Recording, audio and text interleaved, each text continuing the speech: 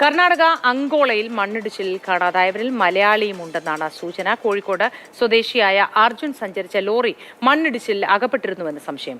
പ്രദേശത്ത് മൂന്നാം ദിവസവും തിരച്ചിൽ തുടരുന്നു. വിവരങ്ങളുമായി KB ശ്രീധരൻ ചേരുന്നു. ശ്രീധരൻ, ഈ മലയാളിയും ഉൾപ്പെട്ടിട്ടുണ്ട് എന്ന വിവരം എങ്ങനെയാണ് ലഭിക്കുന്നത്? സ്ഥലത്ത് ഇപ്പോൾ രക്ഷാപ്രവർത്തനം എങ്ങനെ പുരോഗമിക്കുന്നു? ഈ കോഴിക്കോട് സ്വദേശിയായിട്ടുള്ള ഒരു ലോറി ഡ്രൈവർ ഇതിൽ അകപ്പെട്ടിട്ടുണ്ടോ എന്നുള്ള സംശയമാണ് ഉയരുന്നത്. അതിന് പ്രധാന കാരണം ഈ ലോറിയുടെ GPS സിഗ്നൽ അവസാനം ലഭിക്കുന്നത് ഈ മണ്ണിടിച്ചിൽ പ്രദേശത്തു നിന്നാണ്. അവിടെ പ്രദേശവാസികൾ നേരത്തെ തന്നെ ഒരു വിവരം പറഞ്ഞിരുന്നു. അതായത് ഈ മണ്ണിടിച്ചിലുണ്ടായ സമയത്ത് ആ സമയത്ത് ഒരു ചായക്കടയുണ്ടായിരുന്നു. ആ ചായക്കടയിൽ ചായ കുടിക്കാൻ വണ്ടി നിർത്തിയ ആളുകളാണ് അപകടത്തിൽപ്പെട്ടത് എന്നുള്ള ഒരു വിവരം നേരത്തെ തന്നെ പുറത്തു വന്നിരുന്നു. അങ്ങനെ ഒരു കുടുംബത്തിലെ 5 പേരുൾപ്പെടെ അതുപോലെ മറ്റൊരു ടാങ്കർ ലോറിയിലെ 2 പേരെയൊക്കെ ഇവരുടെയൊക്കെ മൃതദേഹം കഴിഞ്ഞ ദിവസങ്ങളിൽ കണ്ടെടുക്കുകയും ചെയ്തിരുന്നു. ഏതാണ്ട് 10 പേരുടെ മൃതദേഹം കണ്ടെടുത്തു എന്നുള്ളതാണ് പ്രാദേശികമായി ലഭിക്കുന്ന വിവരം. ഇതിൽ ഇടയിലാണ് ഇങ്ങനെ ഒരു മലയാളി കൂടി ഇതിൽ അകപ്പെട്ടിട്ടുണ്ടോ എന്നുള്ള ഒരു ആശങ്ക ഉയരുന്നത്.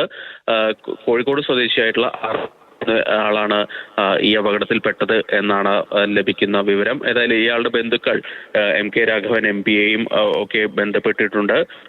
ഈ പ്രദേശത്തേക്ക് അവർ എത്തിയിട്ടുമുണ്ട്. ഇപ്പോഴും ഈ മൂന്നാം ദിവസവും ഇതിന്റെ പരിശോധനകൾ തിരച്ചിലൊക്കെ തുടരുകയാണ്. നേവിയുടെയും അതുപോലെ NDRF-ന്റെയൊക്കെ വിപുലമായിട്ടുള്ള സന്നാഹങ്ങളോട് കൂടിയാണ് ഇപ്പോൾ അവിടെ തിരച്ചിലൊക്കെ പുരോഗമിച്ചുകൊണ്ടിരിക്കുന്നത്.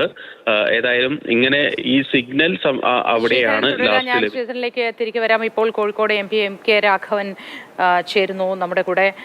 ശ്രീ MK രാഘവൻ, ഏത് തരത്തിലാണ് നമുക്ക് ഇനി ഇതിൽ ഇടപെടാൻ കഴിയുക? ബന്ധുക്കൾ താങ്കളെ സമീപിച്ചിട്ടുണ്ട് ഇതിനോടകം എന്നറിയുന്നു. ഞാൻ ഇന്നലെ തന്നെ അവിടുത്തെ നോർത്ത് കേന്ദ്ര SP-യുമായി സംസാരിച്ചു. സ്പോട്ടിൽ തന്നെ അദ്ദേഹം ഉണ്ട്, അവിടെയുണ്ട്. അത് എന്നോട് പറഞ്ഞത് പ്രതികൂലമായ കാലാവസ്ഥയാണ്, ഹെവി റെയിനാണ്, പുഴയൊക്കെ കവിഞ്ഞൊഴുകുകയാണ്, 2-3 ട്രക്കർ കൂടെ ഒലിച്ചു പോയിരിക്കുന്നു. അപ്പൊ ഇന്ന് നേവലിലെ ആളുകൾ വന്ന് റെസ്ക്യൂ ഓപ്പറേഷൻ ആരംഭിക്കും എന്നാണ് പറഞ്ഞത്. അതിനുശേഷം മാത്രമേ ഈ ലോറിയും എല്ലാം നമുക്ക് എടുക്കാൻ സാധിക്കൂ എന്നാണ് എന്നെ ഇന്നലെ അറിയിച്ചത്. ഞാനിതിപ്പോ ആ ജില്ലയുടെ ചാർജുള്ള മന്ത്രിയെ ബന്ധപ്പെട്ടുകൊണ്ടിരിക്കുകയാണ്. ബാംഗ്ലൂർ വൈദ്യ എന്നാണ് അദ്ദേഹത്തിന്റെ പേര്, മന്ത്രിയുടെ പേര്. ആ ഡിസ്ട്രിക്ട് ചാർജുള്ള മന്ത്രിയാണ്. അപ്പോൾ ചെയ്യാൻ പറ്റാവുന്ന കാര്യങ്ങളെല്ലാം കർണാടക ഗവൺമെന്റുമായി ബന്ധപ്പെട്ടുകൊണ്ടിരിക്കുകയാണ്. എങ്ങനെങ്കിലും ഈ അർജുനാണ് അവിടെ ഈ വണ്ടിയിൽ പെട്ടുപോയിട്ടുള്ളത്.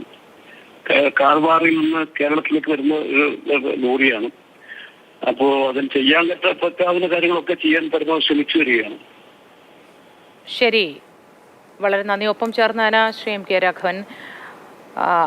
എന്തും നമുക്ക് ചെയ്യാൻ കഴിയുന്ന എല്ലാ കാര്യങ്ങളും ചെയ്ത് എത്രയും പെട്ടെന്ന് കാര്യങ്ങൾ മുന്നോട്ട് നീക്കാനുള്ള നടപടികൾ സ്വീകരിക്കുന്നുവെന്നാണ് അദ്ദേഹം പറഞ്ഞത്. കോഴിക്കോട് നിന്നുള്ള അർജുനാണ് ലോറിയിൽ ഉൾപ്പെട്ട് പോയിട്ടുള്ളത് എന്നാണ് ഇപ്പോൾ ലഭിക്കുന്ന വിവരം. ശ്രീധരനിലേക്ക് മടങ്ങി വരാം നമുക്ക്. ശ്രീധരൻ, ഈ MP-യും പറയുന്നത് എല്ലാ കാര്യങ്ങളും അതിൻ്റെതായ രീതിക്ക് ഏകോപിപ്പിച്ചിട്ടുണ്ട് എന്നാണ്. ബന്ധപ്പെട്ട മന്ത്രിയുമായും ചേർന്ന കാര്യങ്ങളൊക്കെ ദ്രുതഗതിയിലാക്കാനുള്ള ശ്രമങ്ങൾ നടക്കുന്നു എന്നാണ്. ഈ MP പോലെ തന്നെ ഏറ്റവും ഇവിടെ തടസ്സം ആയിരിക്കുന്നത് പ്രതികൂല കാലാവസ്ഥ തന്നെയാണ്. പ്രത്യേകിച്ച് ആ മേഖലയിൽ മാത്രം, ഏതാണ്ട് ഈ ഷിറൂർ മേഖല, അങ്കോള മേഖലയിൽ മാത്രം കഴിഞ്ഞ ദിവസങ്ങളിൽ കനത്ത മഴയാണ് പെയ്തുകൊണ്ടിരിക്കുന്നത്. അത് തന്നെ തിരച്ചിലിനൊക്കെ വലിയ വിഘാതം സൃഷ്ടിക്കുന്നുണ്ട്. നേരത്തെ തന്നെ കഴിഞ്ഞ ദിവസം തന്നെ കാർവാറിൽ നിന്നൊക്കെ നേവി അവിടേക്ക് എത്തിയിരുന്നു. പക്ഷേ അവർക്കും പൂർണ്ണമായിട്ട് മുന്നോട്ട് കൊണ്ടുപോകാൻ സാധിച്ചില്ല എന്നുള്ളതാണ് ഏറ്റവും പ്രധാനപ്പെട്ട ഒരു കാര്യം. അതായത് മണ്ണിടിഞ്ഞു വീണു, തൊട്ട് താഴെ ഗംഗാവതി പുഴയാണ്. ഈ ഗംഗാവതി പുഴയിൽ കുത്തിയൊലിച്ച് മലവെള്ളം വന്നുകൊണ്ടിരിക്കുകയാണ്. ഈ മണ്ണിടിഞ്ഞു വീണത് ഈ പുഴയിലേക്കാണ്. അതുകൊണ്ട് തന്നെ പുഴയിൽ കൂടി തിരച്ചിൽ നടത്തേണ്ടതുണ്ട്. ഒരു ടാങ്കർ ലോറിയുടെ ടാങ്കർ ഭാഗം ഈ പുഴയിലൂടെ ഒലിച്ചു പോകുന്ന ദൃശ്യങ്ങളൊക്കെ കഴിഞ്ഞ ദിവസം വന്നിരുന്നു. അത് പിന്നീട് എടുത്ത് മാറ്റുകയൊക്കെ ചെയ്തു. ഏതായാലും ഈ കാര്യമായി തന്നെയുള്ള ഈ തിരച്ചിൽ നടപടികളൊക്കെ അവിടെ പുരോഗമിക്കുന്നുണ്ട്. പക്ഷേ ഈ കാലാവസ്ഥ അതൊരു തടസ്സം തന്നെ നിൽക്കുകയാണ് എന്നുള്ളത് വലിയ തിരച്ചിലിനൊക്കെ വലിയ പ്രശ്നം സൃഷ്ടിക്കുന്നുണ്ട്. ഇപ്പോഴും അവിടെ മഴ തുടരുന്നു എന്നുള്ളതാണ് ഏറ്റവും സങ്കടകരമായ സന്തോഷകരമായിട്ടുള്ള ഒരു കാര്യം. ഈ മേഖലയിലാകെ ദേശീയപാതയുടെ നിർമ്മാണ പ്രവർത്തനങ്ങൾ നടക്കുന്നുണ്ട്. ദേശീയപാത 66-ന്റെ വൈഡനിങ് പ്രവർത്തനങ്ങൾ നടക്കുന്നുണ്ട്. ഇത് പാരിസ്ഥിതിക ആഘാത പഠനം നടത്താതെയാണ് ചെയ്തത് എന്നുള്ള ഒരു ആക്ഷേപം കൂടി അവിടെ നിന്ന് പ്രാദേശികമായി ഉയരുന്നുണ്ട്. ഇതാണ് മണ്ണിടിച്ചിലിന് കാരണം എന്നുള്ളതാണ് അവിടുത്തെ ഈ പരിസ്ഥിതി സംഘടനകളൊക്കെ ആരോപിക്കുന്നത്. ഏതായാൽ പോലും 10-ലധികം ആളുകൾ ഇങ്ങനെ അപകടത്തിൽപ്പെട്ട് അതിന് കൃത്യമായി തന്നെ അത് തിരച്ചിൽ വിജയകരമായി പൂർത്തിയാക്കാനാവാത്തത് സങ്കടകരമായിട്ടുള്ള ഒരു കാര്യമാണ്. ചൊവ്വാഴ്ച രാവിലെയാണ് ഈ മണ്ണിടിച്ചിൽ ഉണ്ടായത്. ഇന്നിപ്പോൾ വെള്ളിയാഴ്ചയായി. ഈ 4 ദിവസം ആവുമ്പോഴും കൃത്യമായി ശരി ശ്രീധരൻ, ഇപ്പോൾ നമുക്ക് ഈ അർജുന്റെ ബന്ധുവായ ജിതിൻ ടെലിഫോൺ ലൈനിൽ ചേരുന്നുണ്ട്.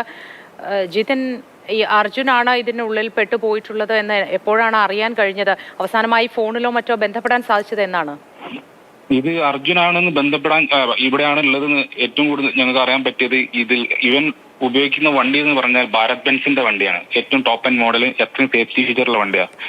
അപ്പൊ അതിൽ GPS-ന്റെ ലാസ്റ്റ് ലൊക്കേഷൻ പ്രകാരം എക്സാക്ട് ഈ മണ്ണിന്റെ അടിയിലാണ് ഇപ്പം വണ്ടി കാണുന്നത് നമ്മള്. ഹലോ, അവസാനമായി പറയൂ ജിതിൻ, കേൾക്കാം. അവസാനമായിട്ട് അവിടെ നിന്നാണ് കണ്ടത്.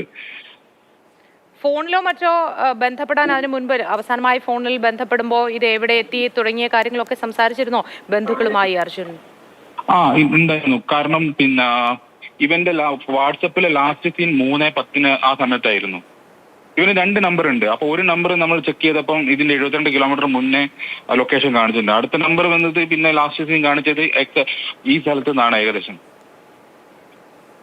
ഇപ്പോൾ MP-യോട് സംസാരിച്ചിരുന്നു. MP-യും പറയുന്നത്, MK രാഘവൻ MP പറയുന്നത് എല്ലാ കാര്യങ്ങളും ഏകോപിപ്പിക്കാനുള്ള ശ്രമങ്ങൾ തുടർന്നു വരുന്നു എന്ന് തന്നെയാണ്.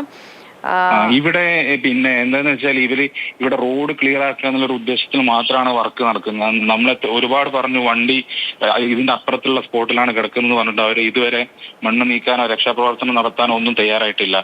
കാരണം എന്റെ ബ്രദറിന്റെ ഒരു ലൈഫാണ് അതിൽ കുടുങ്ങി കിടക്കുന്നത്. എന്തെങ്കിലും ഹോപ്പ് ഉണ്ടെങ്കിൽ ഞങ്ങളുടെ പ്രതീക്ഷയാണത്. തീർച്ചയായിട്ടും വികാരം മനസ്സിലാവുന്നു ജിതിൻ.